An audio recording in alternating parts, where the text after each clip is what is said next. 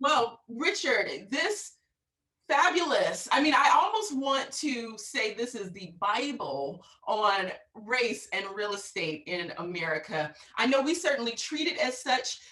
You may be able to see, I literally have pages falling out because it is that worn. It is truly a reference guide. So you are the author of The Color of Law. And for real estate agents, I really do think this should be somewhat of a manual for us.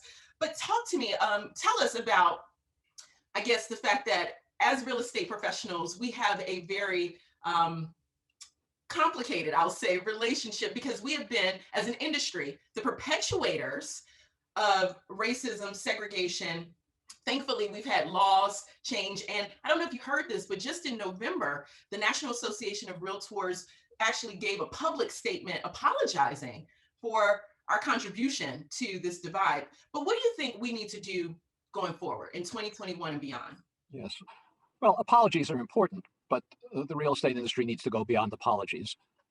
As you know, the theme of my book is that the reason we're segregated today is because of requirements of federal, state, and local governments. But the federal, state, and local governments could not have accomplished the segregation of this country without the collaboration of banks, of real estate agencies, of developers, of insurance companies.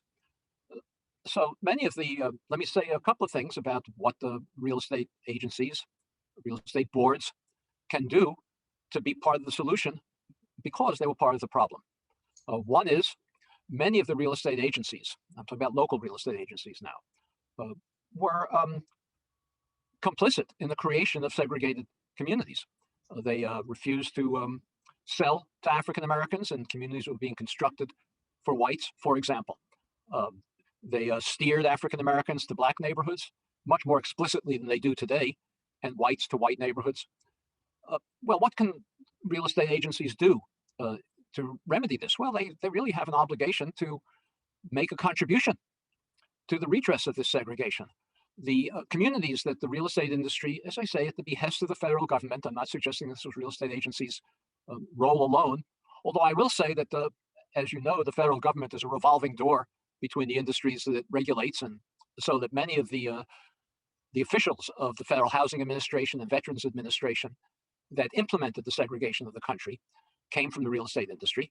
But many of the real estate agencies that refused to permit African Americans to move into communities when they were affordable to working class families of either race. And this is important. The suburbs that were created in this country in the late 1940s, 1950s were affordable to African Americans and to whites. They sold at the time, in today's money, homes in those suburbs sold for maybe $100,000 in today's money. And if for attorney war veterans, no down payment was required. Whites were subsidized by the federal government to buy these suburban homes inexpensively. African Americans prohibited with explicit federal policy from doing so.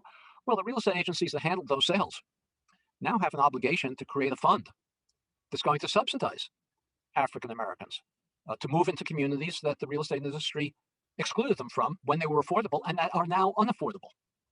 So we passed the Fair Housing Act that prohibited ongoing discrimination in the sale and rental of housing.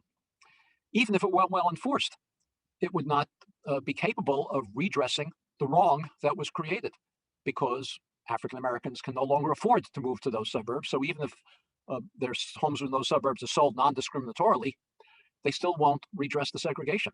So we need a voluntary, you might call it a voluntary reparations fund, to which real estate agencies should contribute, not be the only contributor, but should contribute, that will subsidize the sale of homes in suburbs that are now unaffordable to African Americans.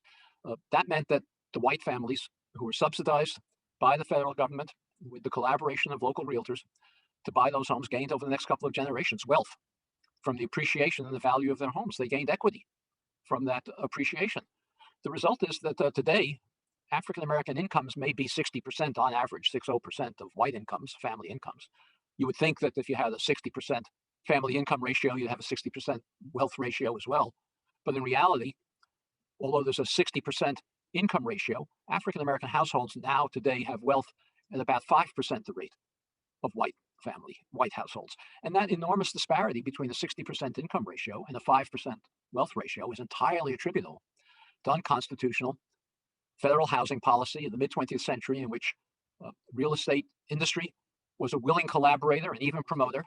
I think it's very important that the real estate industry is all across the country is creating diversity, equity, and inclusion communities.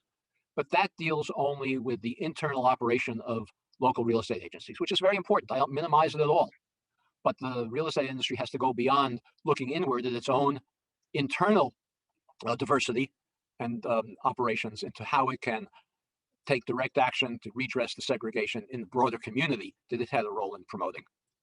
So, do you think, just with that, do you think that if we make our foremost goal the community and not necessarily trying to clean house and make sure um, we're all on the same page, which may never really happen, that that is more effective to focus outward versus inward? What are your thoughts? Well, I think both are necessary, but too many people today who have become aware of our history of segregation and the legacy of slavery and of Jim Crow think they can fix this by purifying themselves. Can't be done. I mean, that's part of it. That's a part of it. I'm not minimizing it, but a much harder part, and that's why I'm emphasizing this. A much harder part is to fix the segregation in the broader community that as real estate agencies and other individuals had a role in creating. And so Long Island Newsday was able to send uh, auditors, that is, matched pairs of African Americans and whites, same financial background, same assets, same wealth, same work history, to real estate agents to seek homes. And what Long Island Newsday was able to document, because its auditors were using hidden cameras that in most states would not be lawful, but in New York is, was able to record the steering that many real estate agents were doing still today, despite the Fair Housing Act. Well, the federal government does audit studies like this periodically, and all it does is report statistics. It doesn't identify perpetrators. In my judgment, every real estate board has a responsibility to clean up its own act. It shouldn't have to rely on complaints of home buyers who may not even know they're being steered. It's not easy for somebody who's being steered on a racial basis to know about it. They don't know how many homes were sold to other purchasers. So I think the local real estate boards, in cooperation with local fair housing groups, should set up an auditing process where real estate agents who are steering and discriminating and how they carry out their roles can be identified and disciplined by the industry so that the real estate industry can clean up its own act. Of school test scores as a way of identifying good communities to own homes in reinforces segregation. Uh, it's well known by education experts that school test scores really have very little to do with the quality of a school. What school test scores reflect is the educational level of the parents. And so if you're steering families to neighborhoods because the educational level of the parents is high and that makes them disproportionately white, what you're doing is sending them to neighborhoods that are more segregated than other neighborhoods. What educational experts know is that a good school is not one that has high test scores. Uh, Schools in upper class neighborhoods, disproportionately white, simply just passing through students who would get high test scores whether they went to school or not because of the background they have in their homes. A good school is one that's diverse, one that has a well-rounded curriculum in many areas that are not being tested. And so to use test scores as a way of identifying good neighborhoods reinforces segregation. All of this, it sounds like we have room for some disruptors. I know you mentioned Zillow, and I think of how when Zillow first began over a decade ago, there was nothing quite like it. And it sounds like we need to have disruptors, not necessarily partner with some of the old guard, so to speak, but actually disrupt the industry with technology that actually focuses on this. I'm working out now on a new book, which is a sequel to The Color of Law, that describes what we should do to redress segregation, and some of the things we've just been talking about will be featured importantly in this book.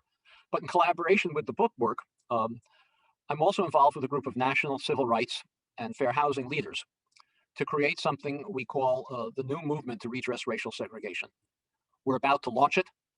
Its focus is not on advocating policies. Policies are well known to redress segregation. What is missing is a new civil rights movement, local civil rights groups that are going to take action in their local communities. For example, I talked about this before, pressing banks, real estate agencies, developers that contributed to the segregation of these communities to participate in its redress. Well, we're going to launch it very soon. It's not going to be, as I say, a national program. It's going to be based on sending organizers to local communities to help to create local committees so that citizens can become active in the program to redress segregation. And I'm going to give you a link that you can send out to viewers of this podcast where they can indicate an interest in being part of this new movement. And when we launch it, we'll be in touch with them about to see if they're interested in participating. Amazing. I think that's going to be very helpful for those that may be listening to this and wondering, okay, our association may not be ready to move, like you said, maybe not even my firm, but as an individual, to know that there's something that we can do to get involved is paramount. So that's great. And if organizations, as your association or other real estate boards, want to get involved in supporting this movement, they can do that as well. And I hope to work with you and with many members of your associations in this campaign to redress segregation. Thank you, thank you, thank you, Richard, for your time. This has been such a pleasure. And again, this is the Bible of race, real estate, and how did we get here? How did we end up where we are today? So thank you for this treasure of the color of law. I can't wait for your next book. So thank you. Neither can I. Thank you very much, Lee.